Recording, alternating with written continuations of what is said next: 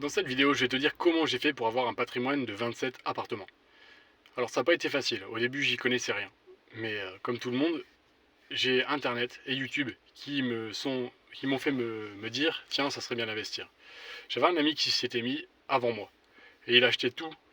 Il arrêtait pas d'acheter. Donc il était loin, il habitait pas du tout dans ma région, mais je m'étais dit, ça m'avait donné à la fois le fait de voir tout le monde sur YouTube dire achète de l'immobilier, tu seras riche. Et mon pote, je me suis dit, je vais m'y mettre. Donc je, dans ma ville, là où je m'étais décidé à habiter, les prix au mètre carré sont pas très élevés. Ce qui fait que la rentabilité, elle est bonne. Donc on peut acheter des apparts qui s'autofinancent facilement. Donc moi au début j'avais très peur des crédits, je n'osais pas. Donc j'avais acheté un immeuble à 35 000, un vieil immeuble avec beaucoup de travaux. Et, euh, et j'avais eu du mal à trouver des entreprises. Je ne savais pas faire mes demandes de compteur pour la division électrique parce qu'il y avait un seul compteur et encore un vieux compteur électrique pour tout l'ensemble de 4 appartements. Donc j'y connaissais rien. J'ai fait rajouter les 4 compteurs d'eau, j'ai fait rajouter les compteurs électriques, j'ai fait rajouter l'ensemble. Mais cet immeuble, ça m'a pris longtemps. Entre le moment où je l'ai acheté, ça doit être en... Je l'ai trouvé en octobre 2018. Le temps que la vente se fasse, je l'ai eu au 6 décembre 2018. Et puis ensuite, le temps de signer les premiers devis, j'ai mis 6 mois parce que je ne savais pas. Donc ça a pris beaucoup de temps pour rien. Et au bout de 6 mois, je me suis dit, il faut quand même que je paye quelqu'un pour refaire ma toiture. Il faut quand même que je paye des artisans pour faire le placo, la plomberie, des lecs. Mais je ne savais pas qui prendre, je n'osais pas, j'hésitais. Donc j'ai pris une entreprise pour faire ma toiture. Au final, l'entreprise, ils n'ont pas très bien travaillé. J'ai dû faire marcher la décennale. Et j'ai fait marcher une entreprise. Pourtant, c'était une grosse entreprise. Une très grosse entreprise recommandée par tout le monde. Mais à la fin, comme ils avaient décidé de fermer la boîte, ils m'ont fait ça vite fait et ils n'ont pas forcément bien travaillé. Et ensuite, j'ai fait. Je m'en suis rendu compte plus tard quand j'avais pas mal de tuiles qui s'étaient envolées. Et un an après ou un an et demi après. Et ensuite, qu'est-ce que je veux dire? J'ai l'entreprise qui m'avait fait l'élec, le placo, la plomberie, etc. Bah, eux, ils ont travaillé comme des ânes. Ils ont mis 3 ans. Ils venaient, en fait, l'entrepreneur, il prenait des chantiers partout. Il mettait la pression à tout le monde en disant si vous voulez que je travaille, bah, il faut me donner de l'argent. Donc on avait peur, donc on donnait un petit peu d'argent. Quand il connaît rien, bah, le gars il va te mettre une plaque de placo, il va te faire payer un peu. Une autre plaque de placo, il va te faire payer presque l'intégralité du chantier. Enfin, il va te prendre des gros chèques pour un travail qui représente rien du tout. Et à la fin, bah, en fait, il va essayer de prendre le plus d'argent possible en faisant le moins possible. Et il va te mettre la pression en disant, bah, si tu veux que ça continue, il faut repayer une partie de l'argent du chantier, il faut donner de l'argent. Sinon, les gars, je les ferai parvenir. Et ils font ça sans cesse. Et moi, ça a duré 3 ans. Bon, c'était un chantier qui était à 30 et des 1000 euros, 30 ou 32 000 euros que j'avais de devis avec cet artisan-là. Et au final, bah, j'ai fini longtemps après. J'ai écrit des mails régulièrement en disant qu'il n'avait pas respecté ses délais. J'ai ensuite fait intervenir un huissier de justice pour faire des constats. J'ai payé une avocate pour faire un référé au tribunal, puis au final il a fermé la boîte et tout ça, ça a servi à rien. Donc j'ai mis plus de 1500 euros de frais de justice pour rien. Et c'était l'histoire de mon premier immeuble. Et ça, ce qui fait qu'en 2021, j'avais toujours un immeuble pourri. 2021, ouais, c'est ça, 2021, ouais. Un immeuble pourri où l'élec elle marchait pas. Donc j'ai repayé un autre électricien. Ensuite, la plomberie, elle était pourrie, donc il a fallu que je casse le placo pour refaire les évacuations, parce que normalement, pour que l'eau elle coule de ton évier à la colonne, il faut que ça descende. Mais là, par exemple, entre l'évier et la colonne d'évacuation, enfin le gros tuyau de sang où se jette le tuyau de 40 par exemple pour la douche, en fait, ça montait, ça descendait, ça montait, et ça se piquait dans le tuyau de sang. Donc en gros, au lieu de descendre, il aurait fallu que l'eau elle monte pour s'évacuer. Donc il y aurait eu des problèmes, donc j'ai été obligé de péter les évacuations. J'ai passé longtemps à refaire mes travaux tout seul, à regarder sur YouTube comment on collait du PVC, comment on faisait du PER pour les arrivées d'eau, comment on faisait du placo, comment on rebouchait un trou dans le placo, comme j'avais ouvert tous mes placos, comment on collait du carrelage, parce qu'il fallait que je recolle les carreaux de carrelage que j'avais décollés, etc. Donc ça a été un enfer. Et ça a duré un moment. Alors mon premier immeuble, j'avais payé cash parce que j'ai toujours économisé beaucoup. J'ai toujours fait attention parce que dans ma famille, ma mère elle m'avait toujours dit qu'il faut faire attention à son argent. Et du coup, j'ai toujours économisé, ce qui fait que j'avais l'argent pour le payer cash. J'avais toujours travaillé. Quand j'étais étudiant, je travaillais à droite à gauche. J'avais travaillé pour faire des questionnaires dans les magasins. J'avais fait un peu de tout. Et ce qui fait que J'avais fait un peu de tout, ce qui fait que j'avais un peu d'argent de côté. Et ce qui m'avait permis d'acheter ce premier immeuble à 35 000. Donc c'est un immeuble qui faisait 80 mètres carrés globalement. Et, donc petite surface, donc j'en ai fait 4 appartes de globalement 18 mètres carrés. À peu près, entre 18 et 20 mètres carrés. Mais on va dire 18 au moins, je sais que je me trompe pas. Et voilà, donc achat, et 3 ans seulement après, avec tous les galères, bah, j'ai fait les mises en location.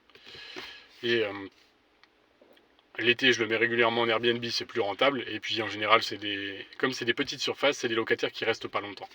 Ensuite, après ça, bah, une fois que j'ai loué mes apparts, ça m'a donné envie de recommencer. Comme je m'y connaissais plus en travaux, j'avais moins peur de me faire avoir. Et j'ai racheté un petit appart, là où j'habite actuellement. Qui pour 53 000, j'ai acheté un appartement qui fait 57 mètres carrés. Les propriétaires, c'était un héritage. Et c'était un héritage, et en fait, c'était la famille qui héritait, plus médecin du monde. Donc j'ai pu le négocier comme il faut, et ils n'ont même pas vu l'appartement. Donc ça m'a permis de le négocier par rapport au prix. Je crois qu'il était à 65 000 affiché, j'ai dû le négocier à 53 000.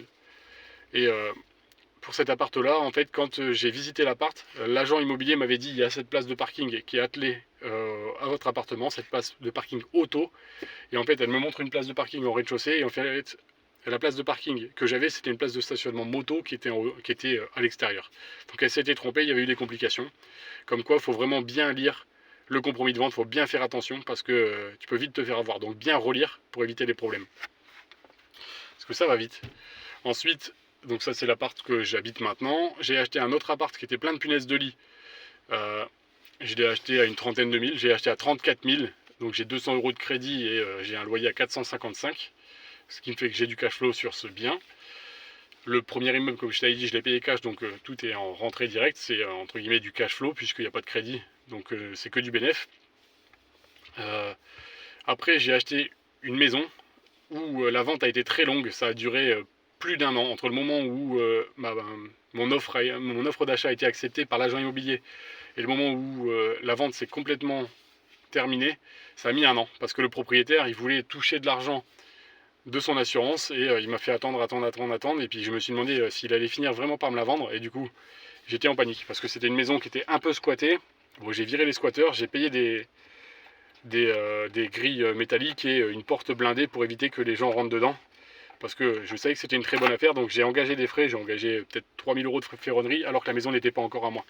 Mais je préférais faire ça et être sûr d'avoir la bonne affaire, et puis avoir une bonne affaire sans qu'elle soit défoncée par des squatteurs, et sans qu'au final je récupère une maison complètement pourrie. Donc je voulais sécuriser tout ça, je préférais risquer 3 000 balles et me retrouver avec une maison très rentable, 4 gros apparts très beaux, 145 000 pour juste l'appart du bas, je pense qu'il se vend 80 000. Mais bon, je les garde et je les loue et j'ai 700 et 80 euros de crédit pour plus de 2000 euros de loyer. Donc ça, c'est une autre maison. Ensuite, j'ai acheté une maison qui était louée. Premier refus de crédit, ça a été compliqué. J'ai eu une période de stress, j'allais pas trop bien. Et maison, en fait, assez récente, années 70, je l'ai eu à 160 000. Elle était à 170 000. J'ai eu à 160 000. J'ai pas trop négocié parce que je trouvais que c'était une maison assez récente. J'aurais pu négocier plus, mais je sais pas, je me suis dit c'est rentable, elle est bonne, elle est intéressante, prends-la et puis voilà. Donc négocié à 160 000 et au final j'ai 900 euros de crédit pour 1100 euros de loyer. C'est une maison qui est gérée par une agence, des locataires qui sont en place depuis longtemps, qui ont été mis en place par l'agence. Et par exemple mon rez-de-chaussée c'est un appartement de presque 70 mètres carrés qui est loué à 280 euros. Donc plus tard, quand le locataire du rez-de-chaussée partira, je pourrais largement remonter les loyers et avoir beaucoup plus de cash flow dessus. Ensuite j'ai acheté un gros immeuble à un prix ridicule. J'ai acheté à 85 euros du mètre carré un immeuble de 600 mètres carrés. Donc ça me fait 56 000 balles.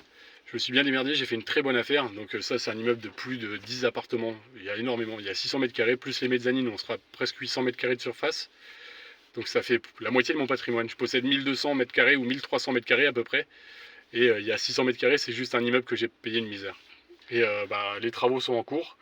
Donc ça fait une bonne partie de mon patrimoine qui une fois loué cet immeuble-là, et je serai vraiment rentable. Donc ça, un immeuble qui avait l'air fracassé, mais en fait quand tu t'y connais, les travaux sont pas si difficiles que ça. Et enfin j'ai acheté un autre immeuble, un gros immeuble beaucoup plus récent avec terrasse, et deux terrasses en fait, enfin une terrasse de toit, une terrasse à l'arrière, Et voilà, avec 4 appartements et pour lequel actuellement je fais du Airbnb et de la location longue durée parce que j'attends de pouvoir mettre mes compteurs électriques. Donc il y a mes demandes et puis il y a et puis les travaux qui vont se faire. Donc la courte durée en fait elle permet en attendant que les travaux soient faits, que tu puisses mettre des locataires longue durée, d'encaisser des loyers temporairement avant de faire les choses vraiment comme tu le veux. Tu peux par exemple laisser ton immeuble tel quel, le louer pendant 2 mois en Airbnb, puis ensuite faire les travaux l'ajout de compteur électrique et ensuite le louer à l'année. Enfin voilà, ça permet de faire de l'argent temporairement en attendant les délais incompressibles, le temps que la mairie te réponde, etc. Voilà, c'est globalement mon parcours. Mon parcours, c'est que j'y connaissais rien et ensuite j'ai découvert les travaux parce que j'avais pas le choix, parce que ça s'est mal passé pour moi. Donc c'est comme ça, au début je savais rien. J'ai passé un CAP électricien il y a 2 ans. En cours de route de mon parcours d'investisseur, j'ai eu un grave accident, ce qui fait que quand tu travailles pas et que tu achètes beaucoup et que tu as beaucoup d'appartements vides, ça se complique. C'est plus compliqué pour rembourser les loyers. Si tout est loué, je suis à 12 000 euros de loyer pour 3 100 euros de crédit. Et puis tu rajoutes, on va dire, 1 500 euros de taxe foncière si on la divise. C'est comme si je devais 1 500 euros de taxe foncière par mois.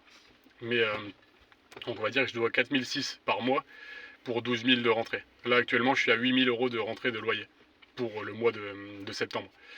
Et ce que je veux dire, ça a été long, ça a été fastidieux, ça a été compliqué, mais un jour après l'autre, tous les efforts que tu as fait avant, ils payent. Même si j'ai mis 3 ans pour mon premier immeuble, au final, il est fini et il est loué chaque année. Tu vois, donc les anciens efforts payent maintenant. Donc c'est comme ça que l'immobilier fonctionne, c'est que c'est le temps qui va finir par te rendre riche en immobilier. Puis les bonnes affaires, comme j'en ai fait, permettent de te rendre rentier rapidement.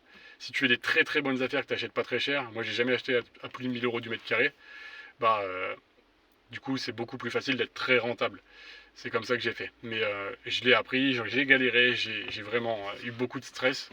J'ai acheté beaucoup en même temps, donc mentalement parfois tu deviens fou. Quand j'allais acheter de l'eau, des pâtes par exemple, ou des légumes, j'allais dans le magasin, je savais même plus ce que je devais acheter parce qu'il y avait trop de stress. J'étais pas bien, donc je faisais 3 fois le tour du magasin pour trouver ce que je voulais. Et voilà, ça c'est mon parcours d'investisseur. Donc maintenant j'ai 30 ans, 31 le 30 mars 2024.